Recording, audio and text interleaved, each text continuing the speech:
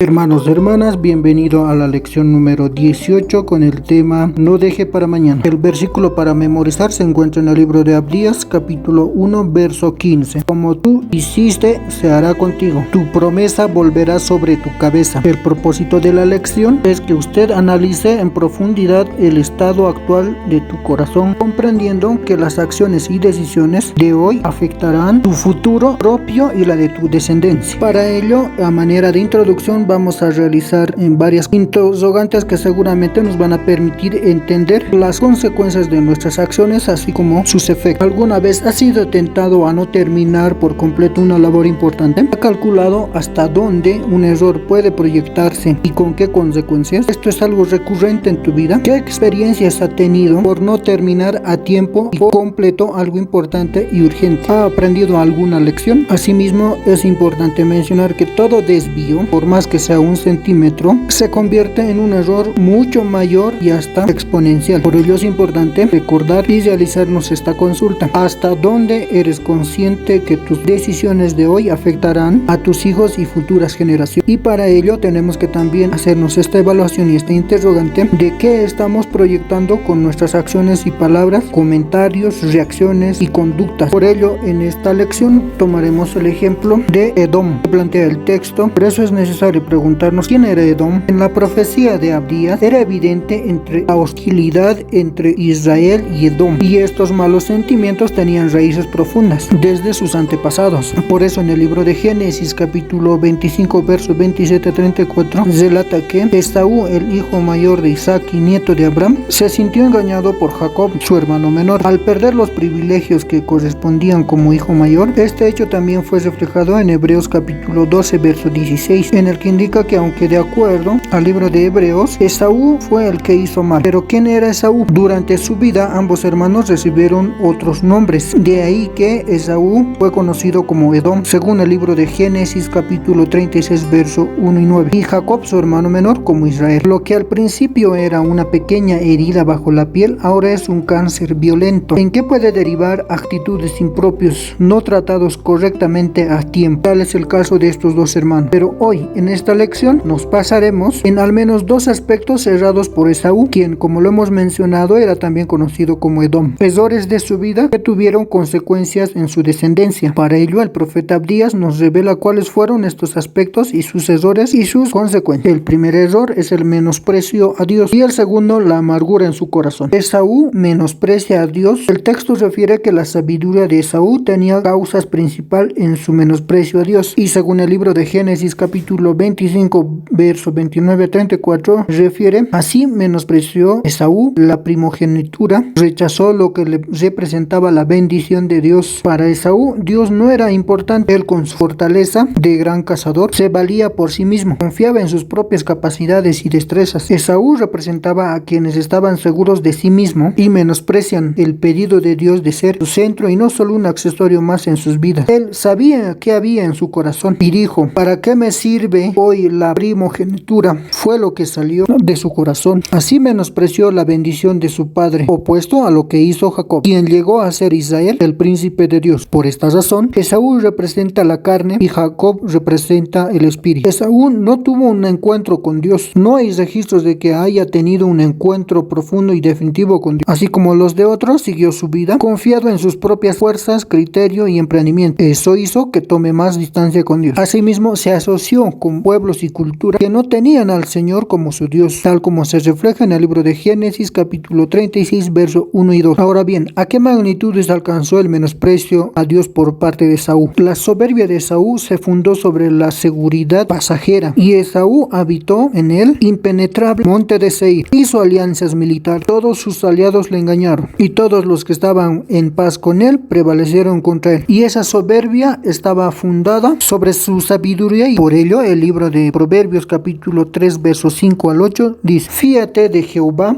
de todo tu corazón y no te apoyes en tu propia prudencia. Reconócelo en todos tus caminos y él enderezará tus veredas. No seas sabio en tu propia opinión. Teme a Jehová y apártate del mal, porque será medicina a tu cuerpo y refrigerio para tus huesos. Asimismo, el libro de Isaías capítulo 31 verso 1 dice: ay de los que descienden a Egipto por ayuda y confían en caballos y su esperanza ponen en carros, porque son muchos, y en jinetes, porque son valientes, y no miran al Santo de Israel, ni buscan a Jehová. Por otro lado, el libro de Abdías capítulo 1 verso 4 dice: si te desmontares como águila, y aunque entre las estrellas pusieres tu nido, de ahí te derribaré, dice Jehová. Por eso a Esaú sus aliados iban a traicionar, y sus sabios iban a perecer. Finalmente, sus valientes iban a ser cortados y vencidos. En esta segunda parte veremos la amargura de su corazón, de Esaú. Y según el libro de Génesis capítulo 36 verso 8 al 9, refiere que perdonó Esaú de palabra a su hermano Jacob, y no en su corazón, quedando en ello una amargura que se proyectaron en sus hijos y en los hijos de sus hijos por varias generaciones. La amargura se convirtió en maltrato y violencia sin límite. Lo que había en el corazón de Edom, conocido como Esaú, era insensibilidad, porque se deleitaba por el dolor ajeno, se jactaba por su fortaleza. La escalada del odio fue en aumento. Pero a todo esto es importante realizar un análisis de cuál fue la raíz de la amargura de Esaú. Y según el texto refiere una amargura no tratada a tiempo,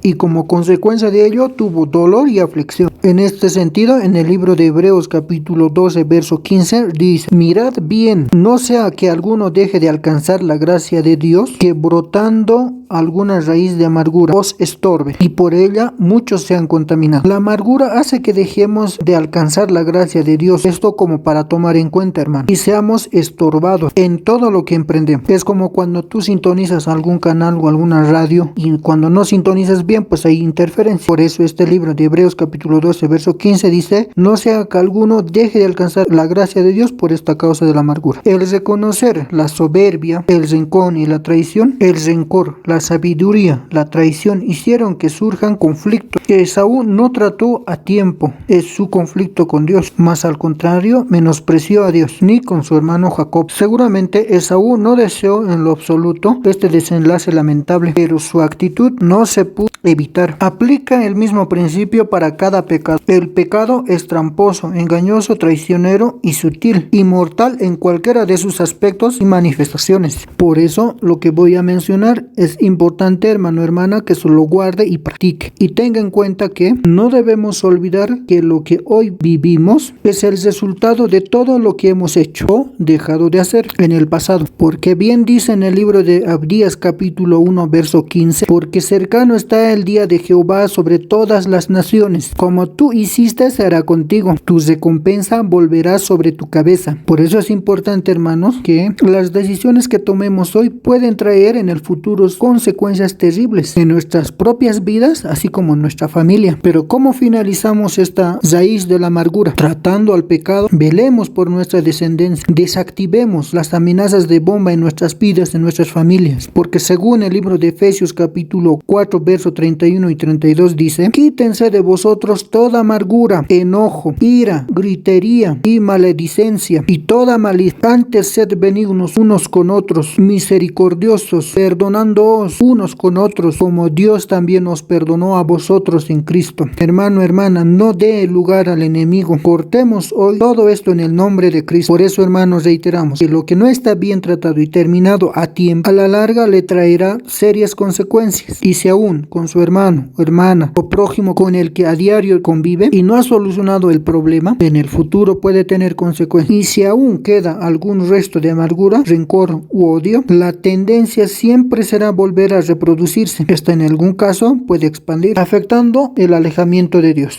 no solo de usted, también la de su familia. Evitemos hoy un lamentable presente y un peor futuro lleno de rencores, soberbia y traición, porque según el libro de Hebreos capítulo 12 verso 15 dice: mirad bien, no sea que alguno deje de alcanzar la gracia de Dios, que brotando alguna raíz de amargura os estorbe y por ella muchos sean contaminados. Dejemos a los pies de la cruz todo lo que nos lastimó o sigue lastimando, todo lo que nos trae rencor y amargura, y comencemos a vivir una vida de victoria en Cristo, como refiere en el libro de Romanos capítulo 6 verso 22. Y para concluir esta lección número 18, debemos tomar una decisión voluntaria que nazca de ti, de tu corazón, que sea producto de tu meditación. Asimismo, pienses que nuestras decisiones de hoy afectarán no solo nuestro futuro propio, sino también que alcanzarán a nuestros hijos y a las futuras generaciones. Consagrémonos en establecer la cultura del perdón, practiquemos ello, así como el amor en la familia y en la iglesia.